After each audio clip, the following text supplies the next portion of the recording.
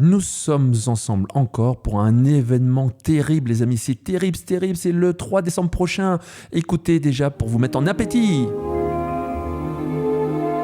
Chaque année à Noël, il y a un jouet que tout le monde doit avoir. Je veux le Turboman articulé avec les jambes et les bras qui bougent et avec le pack-cracker double T et le boomerang qui tue. Le recevoir, c'est le rêve de tous les enfants. Celui qui n'aura pas son Turboman, ben moi je le plains. Le trouver, Tu l'as acheté au moins. c'est le cauchemar de ce père. C'est le cauchemar du père et de la mère, de l'oncle et de la tante, effectivement, car aujourd'hui on en est là. La bourse au pop, c'est quoi ? Eh ben la bourse au pop, c'est le toy, le jouet, cette petite figurine avec cette grosse tête que tout le monde veut se déchirer pour l'obtenir. Et avant, c'était le Turboman, c'était l'action figure version XXL, plus grand encore qu'un Action Man.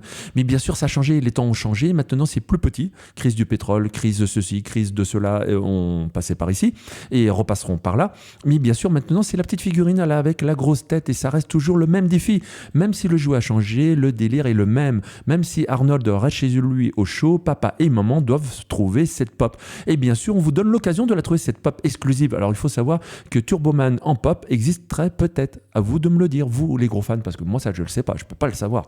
Je suis pas fan des pop. Il faudra poser la question à Tom. Tom, mon fils de 13 ans, qui collectionne les pop. Mais Turboman, c'est pas son délire. Alors, pour avoir toutes les infos, pour avoir toutes les explications, je vous renvoie le 3 décembre prochain pour la bourse au pop.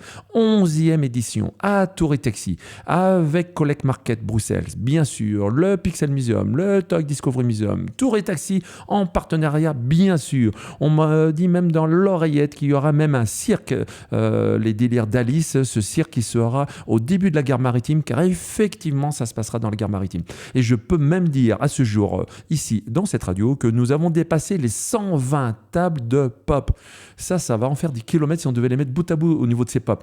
Alors bien sûr, on va rappeler Super Gabi Game, Candy Pop et plein d'autres sont partenaires de cet événement. Allez les amis, une dernière info, une dernière. Ben, tu te gares rue Picard en numéro 9